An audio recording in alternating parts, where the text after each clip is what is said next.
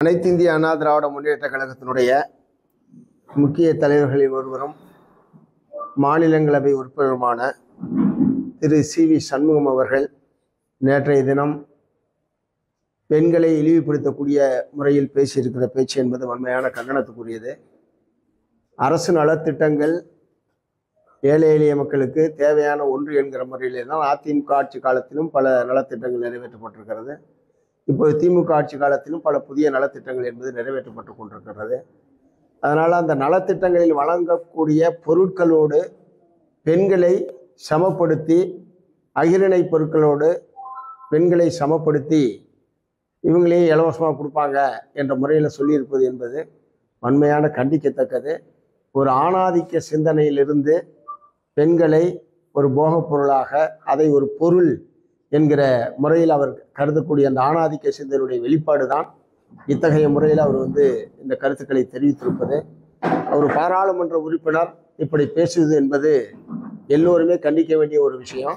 இந்த பிரச்சனையில் அனைத்து இந்திய அண்ணா திராவிட முன்னேற்ற கழகத்தினுடைய பொதுச் செயலாளர் திரு எடப்பாடி பழனிசாமி அவர்கள் திரு சி.வி. சண்முகம் அவர்கள் மீது உரிய நடவடிக்கை எடுக்க வேண்டும் என்று மார்க்சிஸ்ட் கம்யூனிஸ்ட் கட்சியின் சார்பில் நான் வற்புறுத்தி கேட்டுக்க விரும்புகிறேன். இதுபோன்ற பொது வாழ்க்கையில் இருக்கக்கூடிய முக்கியமான நபர்கள், அறிமுகமான நபர்கள் பெண்களை இழிவுபடுத்தக்கூடிய வகையில் பேசுவது என்பது எந்த விதத்திலுமே ஏற்க முடியாது.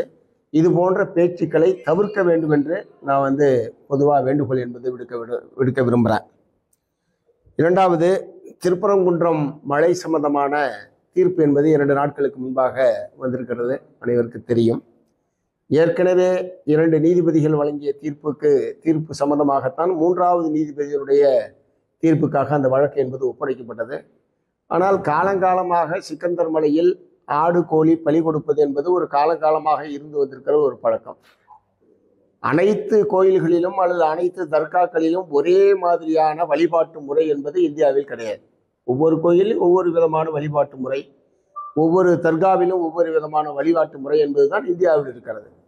ஆகவே திருப்பரங்குன்றம் மலையில் இருக்கக்கூடிய தர்காவை பொறுத்தவரை அங்கு ஆடு கோழி பலி கொடுப்பது என்பது காலங்காலமாக இருந்து வந்திருக்கிற ஒரு விஷயம். ஆனால் அதை தடை செய்ய வேண்டும் என்கிற முறையில் இப்போது நீதிபதி தீர்ப்பளித்திருப்பது என்பது ஒருவித மக்களுக்கு தங்களுடைய வழிபாட்டு உரிமையில் தலையிடக்கூடிய ஒன்றாக இந்த தீர்ப்பு என்பது அமைந்திருக்கிறது என்கிற கருத்து என்பது இருக்கிறது. இரண்டாவது, சிக்கந்தர் மலை என்று அதை கூடாது, திருப்பரங்குன்றம் மலை என்றுதான் அழைக்க வேண்டும் என்கிற முறையில் ஒரு அறுதியிட்டு நீதிபதி அவர்கள் கருத்துக்களை தெரிவித்திருக்கிறார்கள். ஆகவே இது சம்பந்தமாக ஏற்கனவே அது ஒரு தொல்லியல் துறையினுடைய பாதுகாக்கப்பட்ட பகுதி என்கிற முறையில் ஏராளமான ஆதார ஆவணங்கள், ஏற்கனவே 1920ஆம் ஆண்டு 23 ஆண்டு வழங்கிய தீர்ப்புகள் போன்றவைகளெல்லாம் இருக்கிறது. ஆகவே இந்த பிரச்சனையில் தமிழ்நாடு அரசாங்கம் மேல்முறையீடு செய்ய வேண்டும் என்று கட்சியின் சார்பில் நாங்கள் கேட்டுக்க விரும்புகிறோம். ஏன்னால் இந்த 2 நீதிபதிகள் வழங்கிய தீர்ப்பு மாறுபட்டதாக இருக்கிறது. இப்போ 3வது நீதிபதி வழங்கியிருக்கிறது ஒரு வகையில் ஒரு மாறுபட்ட தீர்ப்பாக இருக்கிறது. ஆகவே இந்த வழக்கில் தமிழ்நாடு அரசாங்கமே மேல்முறையீட்டுக்கு செல்ல வேண்டும் என்று நாங்கள் கேட்டுக்க விரும்புகிறோம். 3வது, இன்றைய தினம் உச்சநீதிமன்றத்தில் கரூர் துயர சம்பந்தமான வழக்கிலே இன்றைக்கு ஒரு இடைக்கால தீர்ப்பு என்பது வழங்கப்பட்டிருக்கிறது. உச்சநீதிமன்றத்தால் இடைக்கால தீர்ப்பு என்பது வழங்கப்பட்டிருக்கு. இந்த வழக்கு விசாரணைக்கு பிறகு ஏராளமான புதிய தகவல்கள் என்பது வந்திருக்கிறது. மனு தாக்கல் செய்தவரே எனக்கே தெரியாமல் மனு தாக்கல் என்னுடைய பெயரில் தாக்கல் செய்யப்பட்டிருக்கிறது என்கிற முறையில் 2 நபர்கள் இன்றைக்கு எழுத்துப்பூர்வமான மனுக்களை அங்கே தாக்கல் செய்திருக்கிறார்கள். எங்களுக்கே தெரியாது, நாங்கள் யாரும் சிபிஐ விசாரணை கேட்டு கோர்ட்டுக்கு வரல, எங்களுடைய ஒப்புதல் இல்லாமல் இந்த வழக்கு தாக்கல் செய்யப்பட்டிருக்கிறது என்கிற விவரங்கள்லாம் இப்போ வந்திருக்கிறது. அதன் மீது தமிழ்நாடு அரசாங்கம் பதில் மனுக்களை தாக்கல் செய்ய வேண்டும் என்கிற முறையில் அதன் மீது நீதிபதிகள் உத்தரவிட்டிருக்கிறார்கள். அது ஒரு செப்பரேட் வழக்காக உச்சநீதிமன்றத்தில் எடுத்துக்கொள்ளப்பட்டிருக்கிறது. இன்றைக்கு சிபிஐ விசாரணை வேண்டும் என்று கோரியது பாரதிய ஜனதா கட்சி. பாரதிய ஜனதா கட்சியை சார்ந்த நபர் போட்ட வழக்கிலே தான் இன்றைக்கு சிபிஐ விசாரணைக்கு உச்சநீதிமன்றம் என்பது உத்தரவிட்டிருக்கிறது. அதில் நீதிபதிகள் சொல்லியிருக்கிற பல விஷயங்கள் கடுமையான விமர்சனத்துக்கு உரியது. குறிப்பாக அதை மேற்பார்வையிடுவதற்கான 2 போலீஸ் அதிகாரிகள், காவல்துறை 2 ஐபிஎஸ் அதிகாரிகள் தமிழ்நாட்டில் பிறந்தவராக இருக்கலாம். இது தமிழ்நாட்டில் பிறந்தவராக இருக்கக்கூடாது, ஆனால் தமிழ்நாடு கேடராக இருக்கலாம் என்ற முறையில் சொல்லியிருப்பதெல்லாம் ரொம்ப அதீதமான ஒரு விஷயமா இருக்கு. அப்படின்னா தமிழ்நாட்டில் வந்து நேர்மையான போலீஸ் அதிகாரிகள் யாருமே இல்லை என்று உச்சநீதிமன்றம் கருதுகிறதா என்கிற கேள்வியை வந்து நான் எழுப்ப விரும்புகிறேன். எல்லோருமே ஒரு சார்புத்தன்மையோடு தான் நடந்து கொள்வார்கள் என்கிற ஒரு முன் தீர்மான கருத்தின் அடிப்படையில் நீதிபதிகள் இத்தகைய கருத்துக்களை தெரிவித்ததாகத்தான் கருத வேண்டியிருக்கிறது. இது கொஞ்சம் கூட ஏற்புடையதில்லை. அதிகாரிகளுடைய நேர்மையை சந்தேகிக்கக்கூடிய வகையில் உச்சநீதிமன்ற நீதிபதிகள் அவங்க பேரை கூட சொல்லியிருக்கலாம். 2 IPS அதிகாரிகள் யார் என்கிற பெயரை கூட அவங்களே சொல்லியிருக்கலாம். அவங்கள்ட்ட பட்டியல் இருக்கு, அவர்கள் பற்றிய வரலாறுகள் அவங்க கையில் இருக்கு. அதனால அவங்க நேரடியாக பெயரையே மென்ஷன் பண்ணியிருந்தால் அது பிரச்சனையே இல்லை. ஆனால் 2 IPS அதிகாரிகள் தமிழ்நாட்டு கேடரார்கள்னு சொல்லிட்டு, ஆனால் அவங்க தமிழ்நாட்டில் பிறந்தவங்களாகவோ தமிழ்நாடு சம்பந்தமான வழக்குகளை ஏற்கனவே டீல் பண்ணவங்களாகவும் இருக்கக்கூடாதுன்னு சொன்னால், அப்படி இருக்கிறவங்க பூராவுமே ஒரு அரசு சார்பாக அல்லது ஒரு சார்புத்தன்மையோடு செயல்படுவார்கள் என்கிற ஒரு முன் தீர்மான கருத்தின் அடிப்படையில் தான் நீதிபதிகள் அப்படி சொல்றதா கருத வேண்டும். ஸோ இது வந்து ஒட்டுமொத்த காவல்துறை அதிகாரிகள் மீதான ஒரு சந்தேகம் என்கிற முறையில் தான் நம்ம வந்து எடுத்துக்க வேண்டியிருக்கு. மறுபடியும் சிபிஐ விசாரணை உண்மை வெளிவர வேண்டும். அத்தகைய துயர சம்பவத்திற்கு காரணமானவர்கள் யாராக இருந்தாலும் அவர்கள் சட்டத்தின் முன்னால் நிறுத்தப்பட்டு தண்டிக்கப்பட வேண்டும் என்பதில் யாருக்கும் மாற்று கருத்து இருக்க முடியாது. ஏன்னா இதுவரைக்கும் இந்தியாவில் ஒரு அரசியல் கட்சியினுடைய கூட்டத்தில் இப்படி ஒரு பெரிய துயர சம்பவம், அது 41 பேர் இறப்பு, நூற்றுக்கணக்கானோர் காயம் என்கிற சம்பவங்கள்லாம் இதுவரைக்கும் நாம் கேள்விப்படாத ஒரு விஷயம். ஆகவே எல்லோருக்குமே அதில் உண்மை தெரிய வேண்டும். அதில் இருந்த லேப்ஸ் என்னவோ அது பூரா கண்டறியப்பட்டு எதிர்காலத்தில் இப்படி ஒரு சம்பவம் நடைபெறாமல் ஒரு உரிய பாதுகாப்போடு இத்தகைய கூட்டங்கள் நடத்தப்பட வேண்டும் என்பதில் யாருக்குமே மாற்று கருத்து கிடையாது. அரசுக்கும் கிடையாது, மற்ற கட்சிகளுக்கும் கிடையாது. ஸோ அந்த வகையில் சிபிஐ விசாரணை மூலமாக அல்லது ஏற்கனவே சொல்லியிருக்கிற சிறப்பு புலனாய்வு குழு அல்லது அருணா ஜெகதீஷனுடைய ஆணையம் போன்ற பல்வேறு குழுக்கள் இப்போது விசாரிப்பது என்பதாக போய்கிட்டு இருக்கு. இப்போ அஸ்ரா கார்க் அவர்கள் தலைமையிலான SIT என்ன ஆகும் என்று தெரியவில்லை. இப்போ சிபிஐக்கு வந்ததுக்கு பிறகு அநேகமாக அந்த SIT என்பது செயல்படுவதற்கான வாய்ப்பு என்பது இருக்காது. இவ்வளவு நாள் கண்டுபிடிச்சதை பூராத்தையும் அவங்க ஒப்படைக்க வேண்டிய நிலைமை என்பது தான் ஏற்படும். ஆனால் இது ஒரு இடைக்கால தீர்ப்பு என்கிற முறையில் தான் இதை பார்க்க வேண்டும். ஏன்னா பெட்டிஷன் போட்டவங்க யாரும் நாங்கள் போடலன்னு சொன்னதுக்கு பிறகு அதன் மீது முறைகேடாக மனு தாக்கல் செய்யப்பட்டு இந்த தீர்ப்பு பெறப்பட்டிருக்கிறது என்று வந்தால் இந்த தீர்ப்பை ரத்து செய்யப்படுவதற்கான வாய்ப்பு கூட இருக்கு. அதனால இது ஒரு இடைக்கால தீர்ப்பு என்கிற முறையில் அதன் மீது இறுதியான தீர்ப்பு என்ன வருகிறது என்பதை பொறுத்து தான் நம்ம வந்து இதில் முடிவுக்கு வர முடியும்.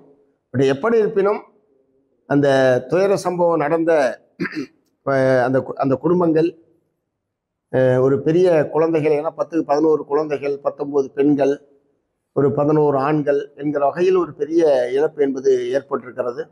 அது நாடு முழுவதுமே ஒரு மிகப்பெரிய அதிர்ச்சியையும் இது மாதிரி ஒரு துயரத்தையும் ஏற்படுத்தியிருக்கக்கூடிய நிலையில் ஏதாவது ஒரு வகையில் இதன் மீது ஒரு நியாயமான விசாரணை, உண்மை குற்றவாளிகள் கண்டுபிடிக்கப்படுவது, யார் காரணம் என்பதற்கான உண்மையான காரணங்களை மக்களுக்கு வெளிப்படுத்துவது என்கிற முறையில் அந்த விசாரணை அமைய வேண்டும் என்கிற முறையில் தான் நம்மளை பொறுத்த வரைக்கும் பார்க்குறோம். ஆனால் இவ்வளவு சம்பவங்கள் நடந்து கிட்டத்தட்ட இன்னைக்கு 15-16 நாட்கள் ஆகிவிட்டது.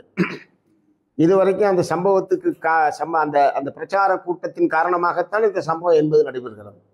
ஆனால் அதனுடைய தலைவர் அல்லது அதனுடைய நிர்வாகிகள் யாருமே இதுவரைக்கும் கரூர் பக்கம் எட்டியே பார்க்கல என்பது ஒரு மிகப்பெரிய விமர்சனத்துக்குரிய ஒரு விஷயம். எந்த விதத்திலுமே நியாயப்படுத்த முடியாது. இப்போது அவர் வந்து அங்கே செல்வதற்கான பல நிபந்தனைகளை அரசுக்கு விதித்திருக்கிறார். வழக்கமாக அனுமதி கேட்டால் போலீஸ் தான் எங்களுக்கெல்லாம் நிபந்தனைகள் போடுவாங்க. இவர் போலீஸுக்கு அரசாங்கத்துக்கு நிபந்தனை போட்டிருக்காரு. என்னென்ன வகையிலான ஏற்பாடுகள் பூரா செய்ய வேண்டும். ஒரே ஒரு வார்த்தை, இது வந்து துக்க நிகழ்ச்சியாக நான் வருகிறேன், துக்கம் நடந்த வீடுகளில் நபர்களை சந்திப்பதற்காக வருகிறேன், வேறு யாரும் வரக்கூடாது என்று இவர் தொண்டர்களுக்கு உத்தரவிடுவதற்கு பதிலாக எவனுமே வராமல் நீங்களாம் பார்த்துக்கணும் அப்படின்னு சொல்லி அரசுக்கு, காவல்துறைக்கு அவர் உத்தரவிடுவது என்பது எந்த விதத்திலும் ஏற்கத்தக்கதில்லை. அவங்க கட்சிக்காரங்களை அவருக்கு கட்டுப்படுத்த முடியலன்னா காவல்துறை நாளை கட்டுப்படுத்துறது அல்லது அதன் மீது அவங்க கட்டுப்படாமல் போகிறாங்கங்கிற முறையில் காவல்துறை தரப்பில் ஒரு கடுமையான நடவடிக்கை போக்குவரத்து, அதுவும் நாளைக்கு விமர்சனத்துக்கு தான் உள்ளாகும். எல்லா தலைவர்களுமே போயிட்டாங்க. போகாத ஒரே ஒரு கட்சி தாவேகா மட்டும்தான். இதை எந்த விதத்தில் நியாயப்படுத்த முடியும்? இவருக்கு போனால் பாதுகாப்பு இருக்காதுன்ற முறையில் அவர் சொல்லிட்டு இருக்கிறது என்பது ஏற்கத்தக்கதில்லை. அவங்க ஆட்கள் அப்படி இல்லை. அவங்க ஆட்களால் தான் அவருக்கு அப்படின்னா அவங்களுக்கு பாதிப்பு வரும்னு சொல்லி அவர் நினைக்கிறாரா? பொதுமக்கள் யாராவது தொந்தரவு பண்ணுறாங்களா? ஸோ இது வந்து ஒரு சம்பவம் நடந்த பிறகு ஒரு ஆறுதல் தெரிவிப்பது, இரங்கல் தெரிவிப்பது, சம்பந்தப்பட்ட குடும்பத்துக்கு ஆறுதலாக நிற்பது என்பது எல்லோருமே இயல்பாக நடக்கக்கூடிய ஒரு விஷயம். ஆனால் இதுவே ஒரு பெரிய நிகழ்வாகவும் இது ஒரு பெரிய யாராலும் செய்ய முடியாத ஒரு காரியம் என்பதை போன்ற ஒரு தோற்றத்தை விஜய் அவர்கள் ஏற்படுத்தி கொண்டிருப்பது என்பது எந்த விதத்திலும் ஏற்கத்தக்கதல்ல. இப்போது அவர் எப்போது போவார் என்பது பெரிய கேள்விக்குறியாக தான் இருக்குது. ஒவ்வொரு தேதிகள் மாற்றி மாற்றி சொல்லி கொண்டிருக்கிறார்கள். அது அவர் தாமதமாக வந்தது, ஒரு பெருங்கூட்டத்தை அழைத்து கொண்டு வந்தது தாமதமாக வந்தது. அதன் விளைவாகத்தான் இந்த நெரிசல் ஏற்பட்டு மக்களுடைய மரணம் என்பது நிகழ்ந்திருக்கிறது என்பதில் யாருக்கும் மாற்று கருத்து இருக்க முடியாது. ஆனால் அதை திசை திருப்பக்கூடிய வகையில் பல்வேறு விதமான பொய் பிரச்சாரங்களை யூடியூபர்களை பயன்படுத்தியும் பல்வேறு சமூக வலைதளங்களின் மூலமாகவும் கடுமையான பொய் பிரச்சாரத்தை பிஜேபி, அதிமுக, தாவேகா 3 கட்சிகளும் சேர்ந்து செய்து கொண்டிருக்கிறது. இது நல்ல ஆரோக்கியமான அரசியலுக்கு உகந்தது அல்ல என்பதை நான் தெரிவிக்க விரும்புகிறேன். அடுத்து இங்கே நம்ம கந்தர்வக்கோட்டை தொகுதியில் ஒரு சிப்காட் துவக்குவதாக அறிவிக்கப்பட்டு நீண்ட காலமாக அது நிலுவையில் இருக்கிறது. அறிவிக்கப்பட்ட சிப்காட் என்பதை துவக்குவதற்கான நிலம் கையகப்படுத்துவது, நிதி ஒதுக்கீடு போன்ற நடவடிக்கைகள் என்பது எடுக்கப்படாமல் ஒரு அறிவிப்போடையே நிற்பது என்பது பொருத்தமல்ல. ஒரு பின்தங்கிய தொகுதி என்கிற முறையில் உடனடியாக அந்த சிப்காட் துவக்குவதற்கான நடவடிக்கைகளை தமிழ்நாடு அரசாங்கம் துரிதப்படுத்த வேண்டும் என்று இந்த நேரத்தில் நான் கேட்டுக்க விரும்புகிறேன். ஏன்னா அடுத்த சில மாதங்கள் தான் தேர்தலுக்கு இருக்கக்கூடிய நிலையில் ஏற்கனவே அறிவிக்கப்பட்ட அறிவிப்பை நடைமுறைப்படுத்துவதற்குரிய செயல்பாடுகளை தமிழ்நாடு அரசாங்கம் மேற்கொள்ள வேண்டும் என்று நான் கேட்டுக்க விரும்புகிறேன். அதே மாதிரி கந்தர்வக்கோட்டை தொகுதிக்கு உட்பட்ட பகுதியில் உயிரி மருத்துவ கழிவு சுத்திகரிப்பு தொழிற்சாலை என்ற ஒரு தனியார் தொழிற்சாலையை துவக்குவதற்கான அறிவிப்பு என்பது வெளியிடப்பட்டிருக்கிறது.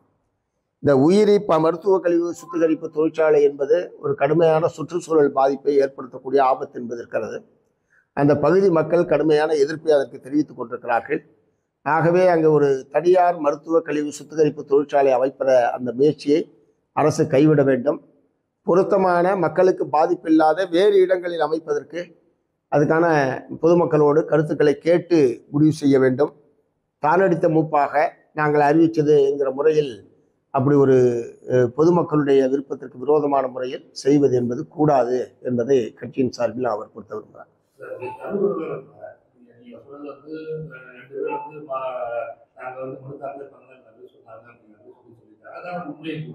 இந்த நிலையில ஏற்கனவே கரூர் தொகுதியை பொறுத்தமட்டு பல்வேறு டிராக்டர்கள் நம்ம பார்த்துருக்கோம். ஏற்கனவே செந்தில்பாலாஜி விவகாரத்துல அவர் படம் வாங்கினான்னு சொல்லி முதல்ல மனதாக்கம் பண்ணது பாதிக்கப்பட்டவர் தான். அதுக்கப்புறம் படம் வாங்கி செட்டில் பட்டாரை சித்ரா பண்ணுங்க அப்படின்னு போட்டதும் அதே கரூர் பொதுமக்கள் தான். அப்படிங்கும்போது இதுல கரூர் இந்த இன்சிடென்ட்டை பொறுத்த மட்டும் வேற எந்த ஊர்ல இருந்தாலும் இது போன்று வெளிச்சத்துக்கு வந்துருக்காங்க. கரூர் இருக்கிறதுனால இது ஏகப்பட்ட சிக்கல், இடியாம சிக்கல் வந்து இல்லை அனைவரும் கரூர் சமூகத்துல பல்வேறு நாட்கள் இருக்கு. செந்தில்பாலாஜி விவகாரத்திலே அவங்க தான் வருஷம் மறுத்தாக்கம் பண்ணாங்க. அதுக்கப்புறம் செட்டில் பண்ணிட்டாரு, எங்க வழக்கு வாபஸ் சொல்லி போக்குவரத்து எந்த வழக்கு போக்குவரத்து ஊழியர்கள் சரி அதுதான் வழக்கு நடந்துட்டு இருக்க. அவங்க அவர் மேல்முறையில பண்ணிருக்காங்க. மறுபடியும் மறுத்தாக்கம் பண்ணி ஒரு ஏமாற்றம் சொல்லியிருக்காங்க. கரூர் பகுதியிலே இது போன்ற சர்ச்சைகள் உருவாயிருக்கிறது எப்படி நம்ம பார்க்கலாம்? இல்லை ஏற்கனவே அவர் மீதான வழக்கு பொறுத்த வரைக்கும் உச்சநீதிமன்றத்தில் வரைக்கும் நிலுவையில் இருக்கு. அவர் ஜாமீனில் போயிருக்காரு. ஸோ அந்த வழக்கை பற்றி இப்போ நம்ம பேச அவசியம் இருக்கிற மாதிரி எனக்கு தெரியல.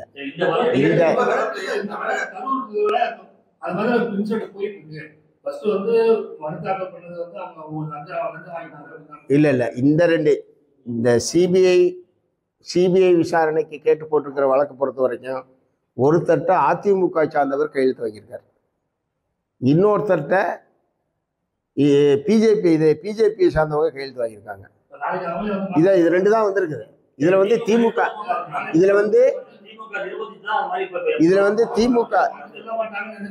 திமுக நிர்பந்தித்துனா அது அவங்க தான் சொல்லணும். சம்பந்தப்பட்ட பெட்டிஷனர் திமுகவுடைய நிர்பந்தத்தின் விளைவாகத்தான் நாங்கள் இப்படி மாற்றி சொன்னோம்னு சொன்னால் அது அதன் மீது என்னன்னு நம்ம சொல்லலாம். இப்போ இப்படி ஊகத்தில் திமுகவுடைய நிர்பந்தத்தினால தான் சொல்லி ஒரு யூகத்தில் எப்படி இப்போ நம்ம பதில் சொல்ல முடியும்?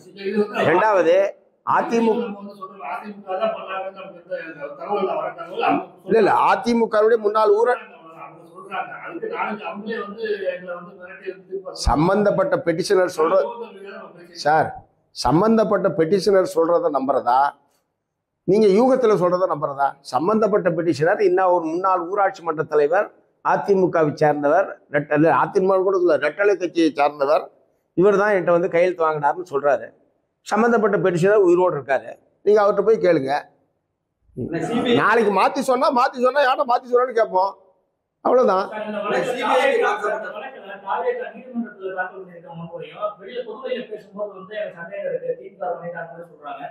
அங்க பண்ணும்போது விபத்துன்னு சொல்றாங்க.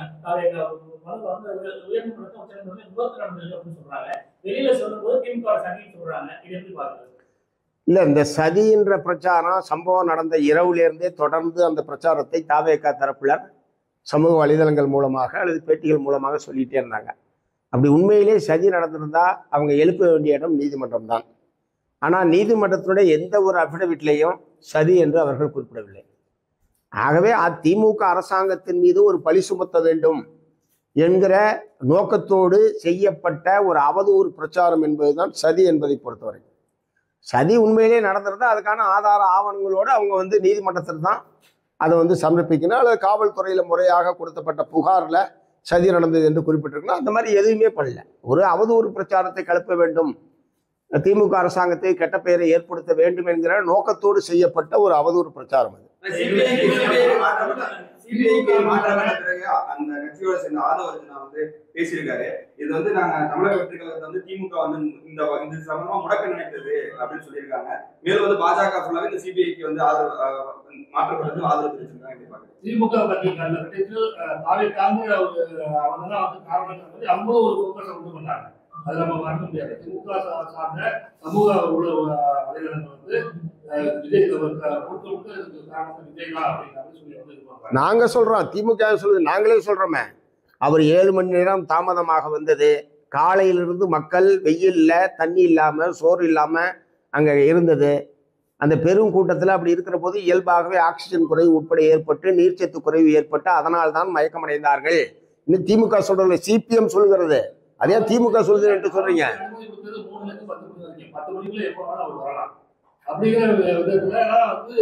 சார், புஷி ஆனந்த் இல்ல, நான் சொல்றதை கேளுங்க. புஷி ஆனந்த் 12 மணிக்கு அவர் வந்து விடுவார்னு பேட்டி கொடுக்குறாரு. எங்கேருந்து பேட்டி கொடுக்குறாரு? அங்கேருந்து பேட்டி கொடுக்குறாரு. 12 மணிக்கு வந்து விடுவார்னா 9 மணிலேருந்து ஜனங்க கூட்டிகிட்டு இருக்காங்க. 3 மணிலேருந்து 10 மணிக்குன்றதெல்லாம் பின்னாடி வந்த தகவல், போலீஸ் அப்புறம் கொடுத்தது போனதுன்றதெல்லாம். கட்சியினுடைய பொதுச் செயலாளர் அதிகாரப்பூர்வமாக 12 மணிக்கு விஜய் அவர்கள் கரூரில் பேசுகிறார் அப்படின்னு பொதுச் செயலாளர் சொல்றதை நம்புவாங்களா? வேற யாரோ வர்றதை சொல்றதை நம்புவாங்களா? இப்போ 12 மணிக்கு வர்றாருன்னா இயல்பாக 9-10 மணிலேருந்து கூட்டம் கூடுறது என்பது இயல்பாக நடக்குது. எந்த விதமான அடிப்படை ஏற்பாடு இல்லாமல், குடிக்க தண்ணி இல்லாமல், பொழுதுனைக்கு காத்திருக்கிற மக்களுக்கு உணவு ஏற்பாடு பண்ணாமல், நாங்களும் தான் மதுரையில் மாநாடு நடத்தினோம். 2 லட்சம் பேத்துக்கு மேலே கலந்துட்டாங்க. ஏதாவது ஒரு சின்ன அசம்பாவிதம் உண்டா?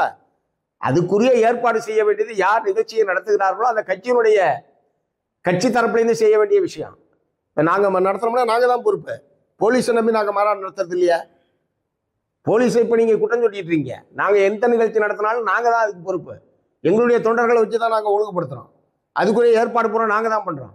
காவல்துறை பண்ணுறதா, அரசாங்கம் பண்ணுதான் நாங்கள் இது பண்ணணும். முறையாக அனுமதி கேட்க வேண்டியது எங்களுடைய கடமை. சட்டப்படியான அனுமதியை கேட்குறோம், அவ்வளோதான். மற்றதெல்லாம் நாங்கள் தான் பண்ணிக்கிறோம்.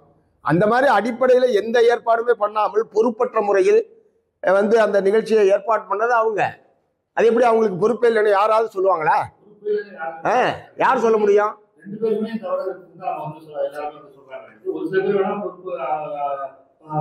இல்ல இப்ப நான் சொன்னதுல என்ன நீங்க மாறுபடுறீங்க? காலையிலிருந்து தண்ணி இல்லாம சோறு இல்லாம மக்கள் அங்க வெயில்ல காக்க வச்சது என்பது அதுக்கு அடிப்படை காரணமா இல்லையா? அவ்வளவு பேத்துக்கு வந்து அரசு தரப்புல இருந்து தண்ணி உணவுலாம் ஏற்பாடு பண்ணணும்னு நீங்க சொல்றீங்களா? யாராவது சொல்ல முடியுமா?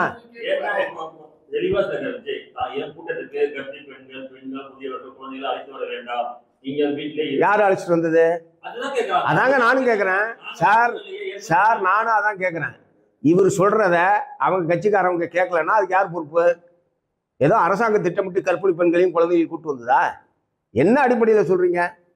இவங்க சொன்னாங்க, அவங்க தொண்டர்கள் யாரும் கேட்கல, அவ்வளவுதானே. அவங்க தலைமை சொன்னப்ப நான் சொன்னேன்னா என் கட்சிக்காரங்க கேட்பாங்க. எங்களை மீறி எங்கள் கட்சிக்காரங்க நடக்க மாட்டாங்க. நடந்தால் அதுக்கு நாங்கள் பொறுப்பு. நாங்கள் பொறுப்பு ஏற்றுக்குவோம். அப்படி பொறுப்பேற்றுக்கிற தைரியம் முதல்ல வரணும் கட்சி தலைமைக்கு. ஒரு தவறு நிகழ்ந்து விட்டது, ஒரு விபத்து நிகழ்ந்து விட்டது, தப்பு தான், இனிமேல் நடக்காமல் நாங்கள் பார்த்துக் கொள்கிறோம் என்று நாணயமாக தைரியமாக சொல்லுகிற ஒரு நாணயம் என்பது முதலில் வேண்டும். குறைஞ்சபட்சம் அது கூட கிடையாது. யாரை பழி சொல்லலாம் என்கிற முறையில் அலையக்கூடாது. ஒரு துயரம் நிகழ்ந்து விட்டது. எல்லோருமே எதுக்கு நாங்கள் பதில் அடிச்சுட்டு போனோம் அடுத்த நாள் காலையில்? எதுக்காக போனோம்? ஒரு துயரம் நிகழ்ந்து விட்டது.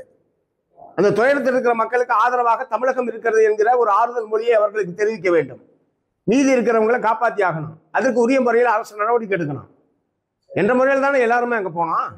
அந்த முறையில் ஒரு அணுகுமுறை தாவ இன்றைய தேதி வரைக்கும் இருந்திருக்கா?